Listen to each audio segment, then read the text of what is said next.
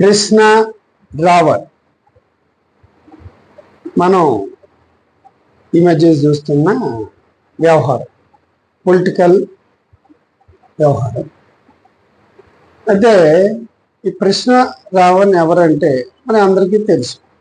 కృష్ణ అని చెప్పేసి ఒక యూట్యూబ్ ఛానల్ చేసి దాని డెవలప్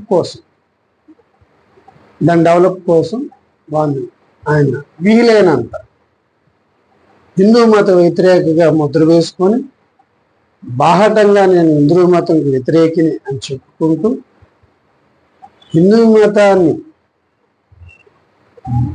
విపరీతమైన దోషంతో తిడుతూ ఒక స్థాయికి వచ్చిన వ్యక్తి కృష్ణారావణ్. జనరల్గా హిందూ ధర్మం అనుసరించే ఎవరు కూడా ఎవరు ఏమనుకున్నా వాళ్ళు ఏం పట్టించుకోరు. ఎవరు ఏం చేసుకుంటారు, ఎందుకు అంటున్నారు, అవన్నీ వాళ్ళకి అనవసరం. హిందూ మతాన్ని తిడతారు. చిన్నగా రియల్గా హిందూ మతాన్ని ఎవరైతే అనుసరిస్తారో వాళ్ళు, పొలిటికల్గా అనేది సెకండరీ. వాళ్ళ స్వప్రయోజనం కోసం రెచ్చగొడతారు, ఏదో చేస్తారు. వాళ్ళు హిందూ ధర్మం కోసం పోరాడుతున్నాం అని చెప్పేసి ఏవో ఒక కార్యక్రమాలు కొన్ని ఉంటాయి. కానీ రియల్గా హిందూ ధర్మాన్ని అనుసరించే వ్యక్తులు ప్రపంచంలో ఏ మతంకి లేనంత సహనం వాళ్ళకు ఉంటారు. మీరైనా అబ్జర్వ్ చేసుకోవచ్చు. అటువంటి హిందూ ధర్మాన్ని ఎవరు తిట్టినా పర్వాలేదనే ఉద్దేశంతో చాలామంది ఈ పాయింట్ మీదే హైలైట్ అవుతూ వాళ్ళ జీవనాన్ని ముందుకు నడిపించడం చూస్తున్నాం.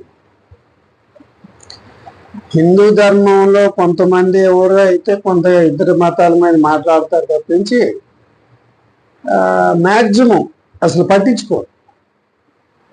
ఇప్పుడు ఎందుకు అరెస్ట్ చేస్తున్నారు అనేది ప్రశ్న. ఆయన హిందూ ధర్మంతో ఆగిపోలేదు, పొలిటికల్గా ఎంటర్ అయ్యి పెద్ద చిన్న లేకుండా ఒక ముఖ్యమంత్రి ఉప ముఖ్యమంత్రి అని చూడకుండా ఇష్టం వచ్చినట్టు వాళ్ళు కూడా తిట్టడం స్టార్ట్ చేశారు. అంటే హిందూ ధర్మాన్ని ఎంత తిట్టినా ఎవరు రాలేదు, పొలిటికల్ లీడర్లు తిట్టినా ఇదే పరిస్థితి అనే ఆలోచన కృష్ణారావునికి వచ్చిందేమో నాకు తెలియదు. కానీ ఆ రకంగా ఆయన ముందుకు వెళ్తున్నారు. ఇది జనరల్గా ఒక మతానికి సంబంధించి అయితే ఒక ముస్లిం మతము, క్రిస్టియన్ అయితే ఇమీడియట్లీ రెస్పాన్స్ ఉంటుంది. కానీ హిందూ మతంలో రాదు. కానీ పొలిటికల్ లీడర్స్ ఊరుకోరు కదా. నువ్వు ఎంతవరకు వాళ్ళ విధానాలు విమర్శించారు. వాళ్ళు ఏమైనా మాట తప్పితే ముందు ఆయన మాటలకి తర్వాత ఆయన మాటలకి ఏమైనా డిఫరెన్స్ ఉంటే అది దాని గురించి ప్రశ్న వేయాలి.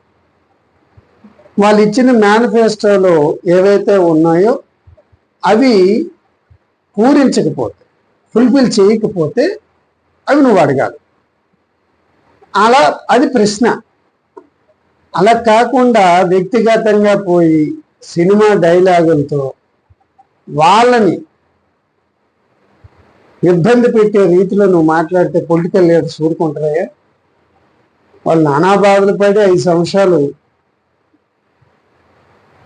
ఒక పరిపాలన కోసం వస్తారు. ఈ 5 సంవత్సరాల్లో నీ ఇష్టం వచ్చినట్టు నువ్వు మాట్లాడితే వాళ్ళు ఊరుకోరు కదా. జనరల్గా ఏంటంటే ఈ పొలిటికల్ విమర్శలని, వ్యక్తిగత దోషంలని పొలిటిక్స్లో జనరల్. ఇప్పుడు మనం చూసుకుంటే తమిళనాడులో కూడా ఇలాగే జయలలిత హైకోర్టుకు వెళ్తే ఇలా వ్యక్తిగత దోషణకు పోతున్నారు అని అంటే హైకోర్టు చెప్పింది, నువ్వు ప్రజా జీవితంలో ఉన్నావు, అటువంటి వ్యక్తిగత దోషణలు నువ్వు తప్పనిసరిగా ఎదుర్కోవాల్సి ఉంటుంది. ప్రతిదానికి నువ్వు బాధ పెడితే అవ్వదు అని చెప్పి చెప్పడం జరిగింది. ఇక్కడ కూడా అలాగే వెళ్ళాల్సిన పరిస్థితి ఉంది. కాకపోతే ఏమిటంటే పొలిటికల్గా అది ఉంది, పొలిటికల్ విమర్శ అనేది ఎక్కువ ఉంది. సామాన్యులు విమర్శించేది వేరు, ఒక పొలిటికల్ మైలేజ్ కోసం ముందుకు వెళ్ళేది వేరు అనేది ఇక్కడ మనం చూసుకోవచ్చు. ఈ రకంగా రావణ్ని అని, అంటే దేశద్రోహం ఆయన వీడియోలు చాలా ఘోరంగా ఉంటాయి. నన్ను ఎవరేమంటారు, నా ఇష్టం, వాక్ స్వాతంత్రం హక్కు అని చెప్పేసి ఇలా ఈ సినిమా డైలాగుల్లో ఉన్నట్టు ఆయన ఆ రకంగా డైలాగులు ఉంటాయి. అవి యావగింపుగా ఉంటాయి. ఎవరికైనా యూట్యూబర్స్ అందరూ తప్పదన్నట్టు సపోర్ట్ చేయొచ్చు, కానీ వాళ్ళ వ్యక్తిగతంగా వాళ్ళ మనసులో కూడా ఇది తప్పని తెలుసు. వాళ్ళకి కూడా తప్పని పరిస్థితుల్లో వాళ్ళ సపోర్ట్కి రావచ్చు. మనం కూడా ఆలోచన చేయాలి. వాక్ స్వాతంత్రం యూట్యూబ్ పెట్టుకున్నాం అంటే వాక్ స్వాతంత్రపు హక్కు దాని మీద బేస్ వేసుకొని పెట్టుకున్నాం.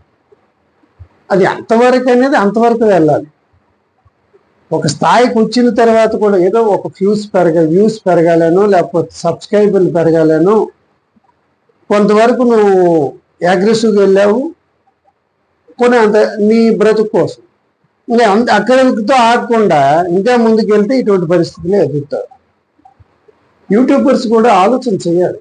మనం మాట్లాడే తీరు, తులసి చందో ఎవరో ఉంది అమ్మాయి, ఏం మాట్లాడుతుందో అర్థం పర్థం ఉండదా? ఎవరు ఆ గౌస్ అని ఎవరు ఒక 3 ఏళ్ల పిల్లని ఏదో చేస్తే దానికి బండి సంజయ్ కొడుక్కి ముడిపెట్టి మాట్లాడుతుంది. 3 ఏళ్ల పిల్లకి 17 ఏళ్ల పిల్లకి డిఫరెన్స్ తెలియదు. చందు, నీకు బుర్ర పనిచేసి మాట్లాడుతావో బుర్ర పనిచేయక మాట్లాడుతావో నాకు అర్థం కాదు. మన యూట్యూబర్స్ ఒక స్థాయిలో మీకు వచ్చినప్పుడు నువ్వు మాట్లాడే తీరు పద్ధతిగా ఉండాలి. ఇష్టం వచ్చినట్టు మాట్లాడడం కరెక్ట్ కాదు. 17 ఏళ్ళ అమ్మాయి అయితే మినిమం మెచ్యూరిటీ ఉంటుంది. ఎక్కడికి వెళ్ళాలి, ఏం చేయాలి, ఎవరితో ఉండాలి, ఏం మాట్లాడాలి. 3 ఏళ్ళ పిల్లకి ఏముంటుందమ్మా? ఆ కేసు ఈ కేసు అంటే రక్షించాలంటే నీకు ఏం మాట్లాడతారు? అంటే అది ఇది ఒకటేనా? వాళ్ళు మాట్లాడినప్పుడు ఆలోచన చేయాలి. మన వ్యక్తిత్వాన్ని, మన గౌరవాన్ని నిలుపుకునే విధంగా ఉండాలి.